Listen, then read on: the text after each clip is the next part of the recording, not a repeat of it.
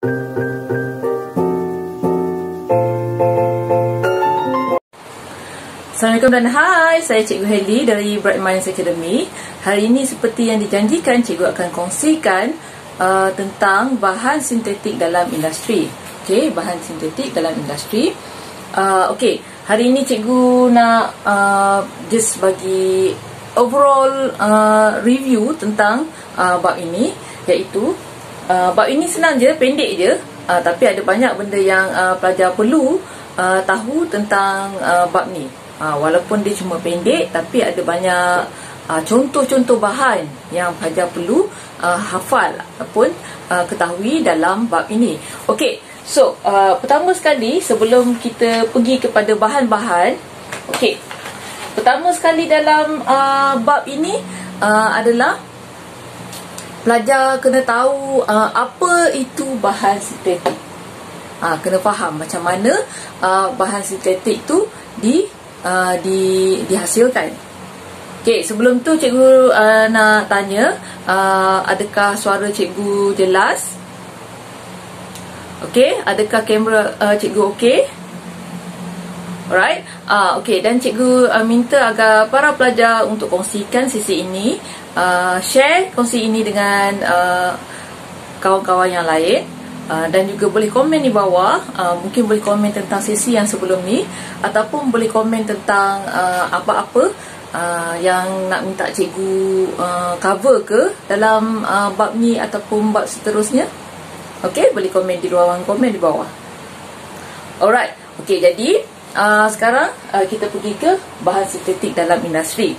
Okey, untuk dalam bahan sintetik dalam industri ni, perkara yang ada yang utama dalam bab ini adalah tentang polimer. Kemudian di bawah polimer ni ada tentang getah sintetik. Okey, perbandingan antara getah sintetik dengan getah asli, dan juga finally tentang plastik. Okey, ada dua jenis plastik, iaitu plastik termoplastik dengan apa lagi satu? Plastik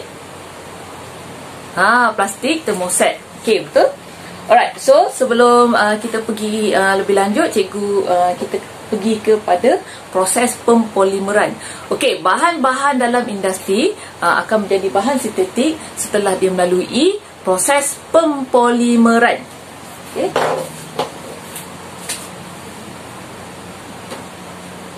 Proses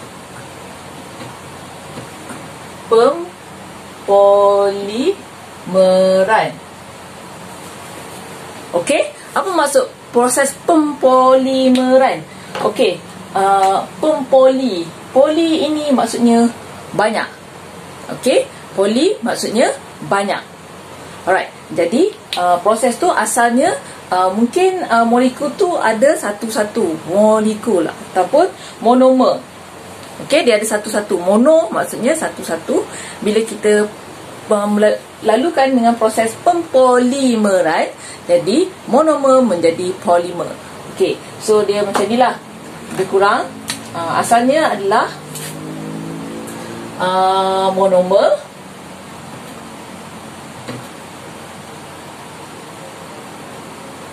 Okey, ini adalah monomer. Okey, monomer ni apa tadi? Maksudnya molekul kecil. Molekul kecil.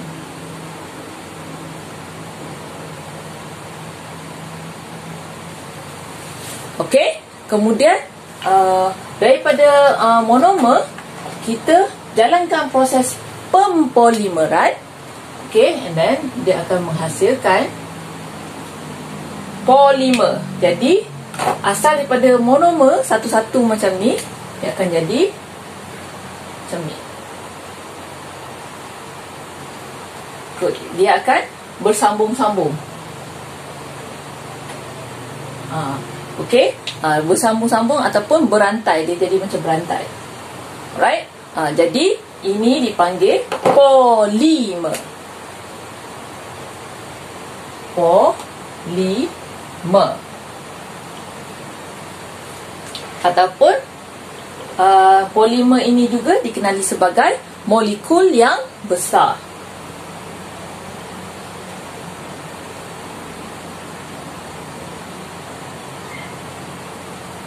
Okey, jadi maksudnya di sini adalah polimer, monomer adalah dalam bentuk ringkas. Bila melalui proses pempolimeran, dia akan jadi molekul yang lebih besar. Jadi dia lebih kompleks, lebih sukar untuk diuraikan ataupun diputuskan. Okey, jadi itulah sebabnya kita jalankan proses pempolimeran. Okey. Alright, jadi dalam proses ini rata-rata dalam macam plastik ke ataupun getah ke, dia melalui lebih kurang proses macam ni. So ringkasannya kita panggil proses pempolimeran. Okey? Faham? Okey, sekali lagi kalau pelajar ada nak request apa-apa, boleh komen di bawah, ataupun nak tanya apa-apa pada cikgu, boleh komen di ruangan komen di bawah, supaya cikgu boleh jawab, ataupun nak request pada cikgu untuk touch certain topik, boleh juga request, ya. Okay, so basically yang ni dah faham? Okay, now kita pergi kepada bahan-bahan.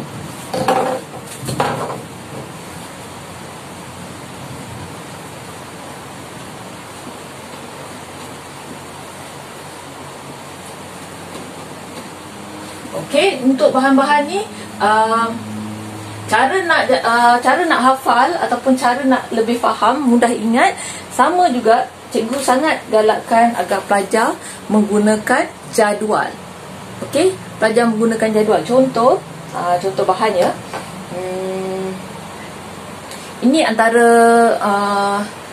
polimer yang patut pelajar ketahui. Okey.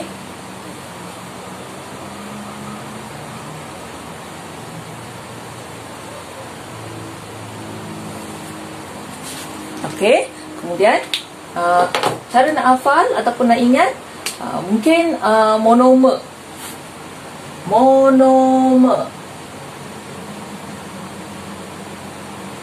Okey, ini polimer.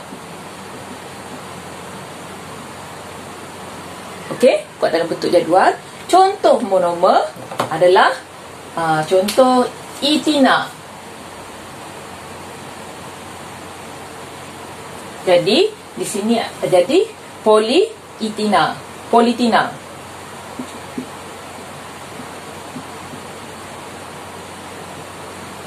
Okey. Kita buat macam ni. Right? And then seterusnya buat dalam bentuk jadual macam ni. Kalau boleh biar ada berlainan warna. Contoh lagi, mungkin propina.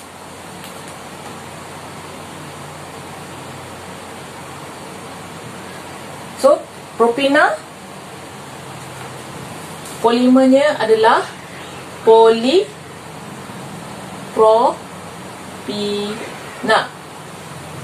Okey, propina jadi polipropina. Okey, sometimes ada nama yang senang macam ni, kita letak poli je. Okey, senanglah. Tapi kalau macam contoh macam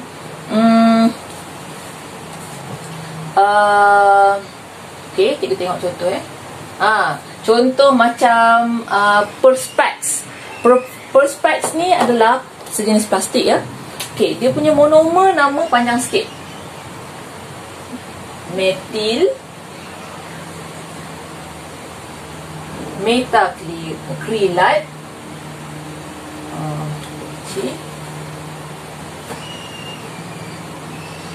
metacrylate. Jadi di sini adalah perspex.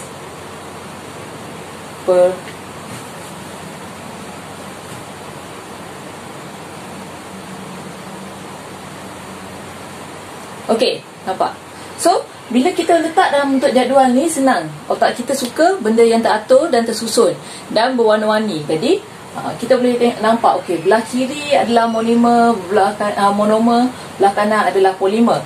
Okey, contoh yang ada kat sini, contohlah pelajar dah buat senarai ada 10 ke 15 ke, dan senarai sini. Okey, ada semuanya ada 15 contoh. And then apa yang first? Yang pertama adalah etina. Etina polimernya adalah politina. Okey, and so on. Jadi lebih senang untuk ingat. Okey, so ini adalah contoh bahan sintetik. Ni sebelah sini bahan sintetik ya. Ni contoh bahan sintetik. Okey, dapat? Boleh ya? Jadi cikgu harap pelajar boleh sediakan sendiri nota ini. Lebih bagus kalau pelajar sediakan sendiri. Dapatkan contoh bahan-bahan sintetik dalam buku reference ke ataupun buku teks ke. Okey, jadi dan letak dalam bentuk macam ni supaya senang nak ingat. Boleh? Okey, jadi seterusnya ini adalah contoh macam mana nak ingat monomer dan polimer. Okey, kenapa cikgu minta pelajar buat ini monomer dengan polimer? Sebab ada banyak soalan objektif, especially tanyakan tentang ini. Apakah monomer bagi polietina? Apakah polimer bagi etina? Okey, berikan contoh monomer. Berikan 5 contoh monomer. Berikan 5 contoh polimer. Contoh. Right? Jadi, kita boleh letak dalam bentuk ni. Ingat, contoh macam kanji ke, protein ke, itu pun adalah monomer. Sometimes mungkin ada juga soalan yang bertanyakan tentang berikan polimer semula jadi. Polimer semula jadi contohnya macam tadilah, protein, kanji, kapas. Okey, so apa monomernya? Okey, boleh juga macam tu. Jadi pelajar boleh buat dua jadual yang berasingan, iaitu bahan sintetik yang macam ni ataupun polimer semula jadi. Boleh juga. Okey, sebab dua-dua jenis ni pun boleh ditanya dalam soalan. Okey, boleh? Alright. Okey, ini adalah contoh bagaimana nak ingat monomer dengan polimer. Alright, so next kita akan pergi kepada getah sintetik.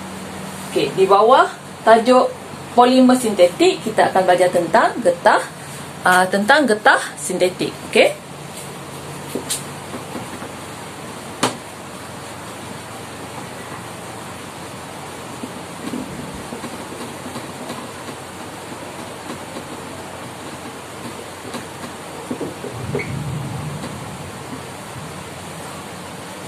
Alright.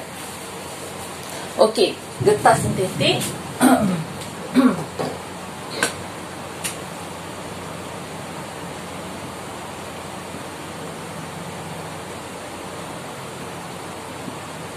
Okey, kebiasaannya untuk subtopik getah sintetik ni, pelajar perlu tahu apakah perbezaan antara getah sintetik dan getah asli.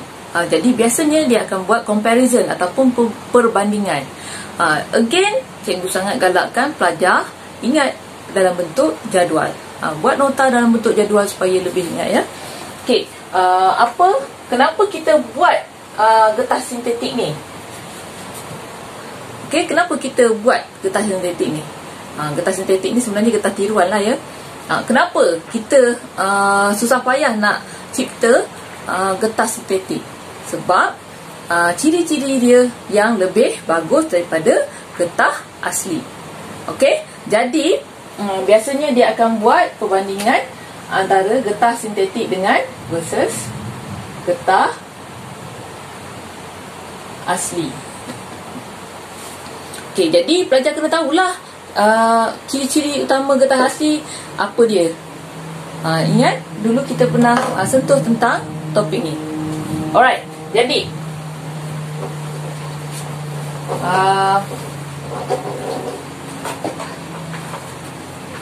okey, sebelum kita pergi ke sini, okey tak apa, boleh buat sini lah ya. Okey, kita fokus pada ciri-ciri. Okey, getah sintetik dengan getah asli, ciri-ciri. Contoh, okey, kita boleh buat macam ni ya.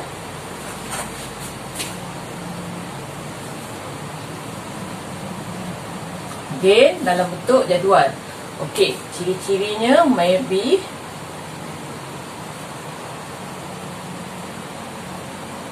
Okey.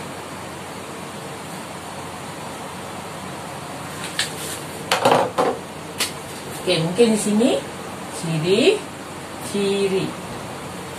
Okey. Dan kat sini berletak getah sintetik, getah asli. Okey, kemudian ciri yang pertama, apa dia?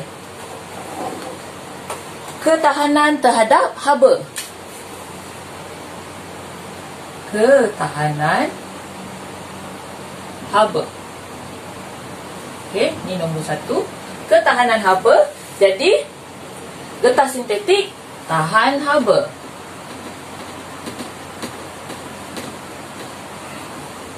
Getah asli kurang tahan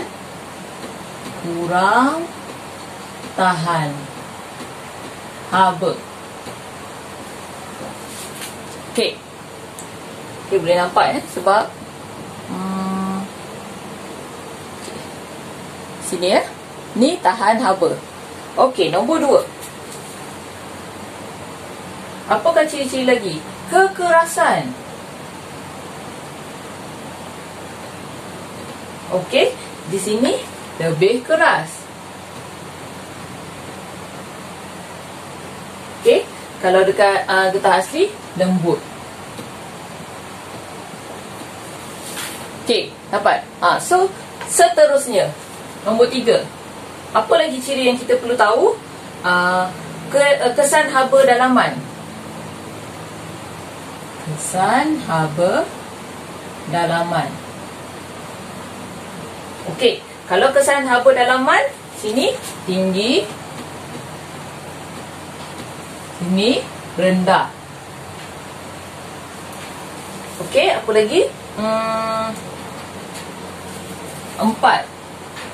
Kemudahan dioksidakan. Okey, jadi sini sukar, sini mudah. Okey, boleh. Lagi, kebolehan menyerap bunyi. 5. Kebolehan menyerap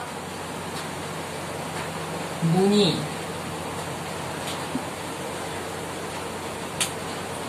Okey, kebolehan menyerap bunyi.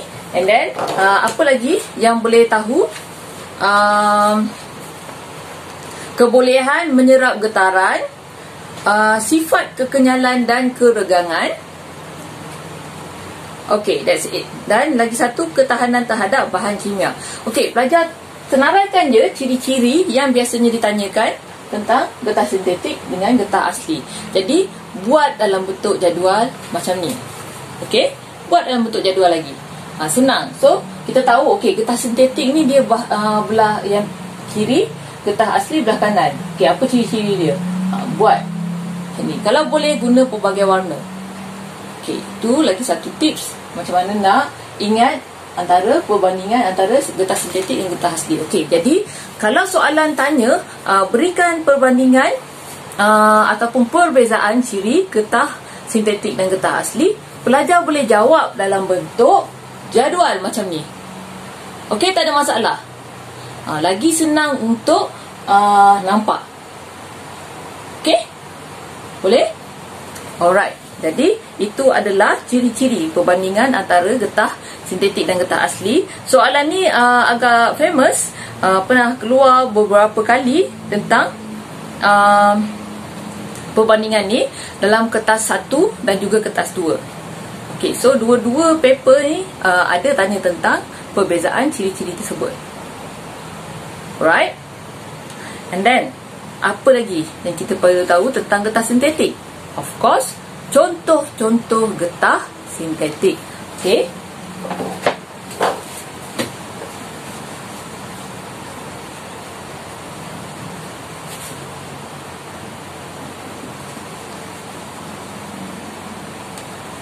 Mungkin cikgu perlu buat jadual lagi di sini.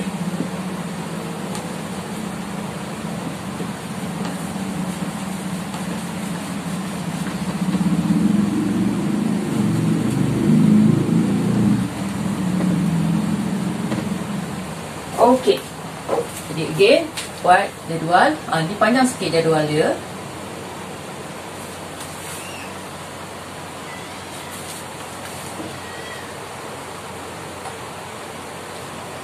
Alright.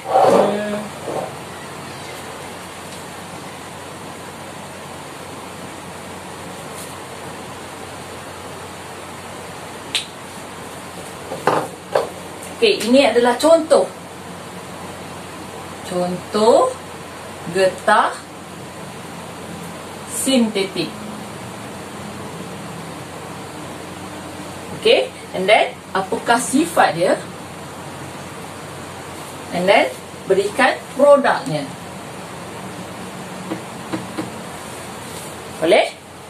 Okey, mula kita letak contoh getah sintetik, and then apakah sifat dia, and then akhir sekali adalah produknya. Okey, contoh yang pertama adalah neoprena.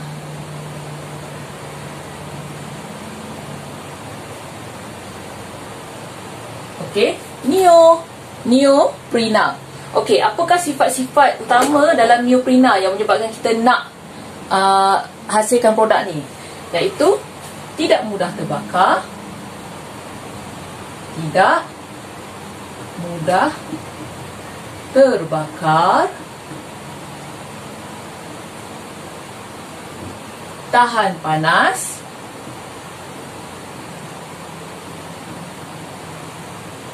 kemudian rintangan tinggi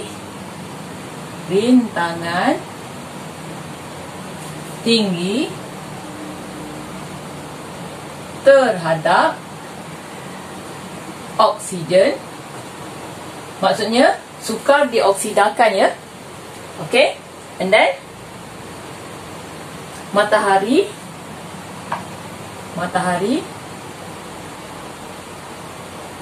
minyak dan petrol. Okey, so itu adalah neoprena, iaitu di mana dia tak mudah terbakar, tahan panas, rintangan tinggi terhadap oksigen, matahari, minyak dan petrol. Okey, apakah contoh produknya? Pembalut, dawai elektrik. Okey, ini contoh satu. Kemudian apa lagi? Salur getah penunu bangsen.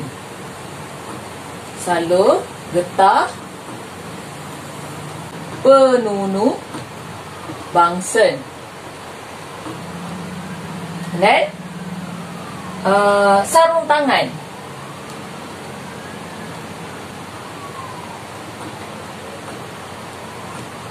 Dan pipe getah. Okey? Boleh? Jadi sediakan dalam bentuk jadual yang macam ni. Okey, apa lagi? Nanti cikgu minta pelajar untuk buat sendiri. Contoh lain adalah getah nombor 2, getah stirena, butadina ataupun SBR. Okey, yang ketiga adalah thiokol, dan keempat adalah getah silikon. Okey, boleh ya? So pelajar cari tentang ketiga-tiga lagi produk ini, ciri-ciri dan apakah produk dia yang menggunakan bahan ni. Boleh? Boleh ya? Alright. Jadi itu adalah contoh cikgu kongsikan tentang bahan sintetik. Okey, untuk next session cikgu akan kongsikan tentang plastik, iaitu kita ada termoset dengan plastik termoset dan juga plastik termoplastik. Okey, termoset dengan termoplastik. Alright. Jadi sama je Topik ni sangat senang sebenarnya, tapi ingat banyak nota yang perlu ditulis dalam bentuk jadual macam ni. Okey, dan pelajar perlu berikan contoh-contoh. Sama juga dengan topik plastik nanti, kita akan buat nota berdasarkan menggunakan jadual, di mana kita perlu ingat beberapa produk yang menggunakan bahan tersebut. Okey, ingat ya. Jadi topik ini senang je, tapi jangan takut walaupun ada banyak produk yang perlu diingat, asalkan kita ada nota yang baik, insya-Allah dapat bantu pelajar untuk lebih ingat. Okey, diharapkan perkongsian cikgu pada hari ini dapat bantu pelajar untuk buat nota dengan lebih baik. Senang nak faham kalau dalam bentuk jadual. Sehingga kita jumpa lagi di lain masa. Assalamualaikum dan bye.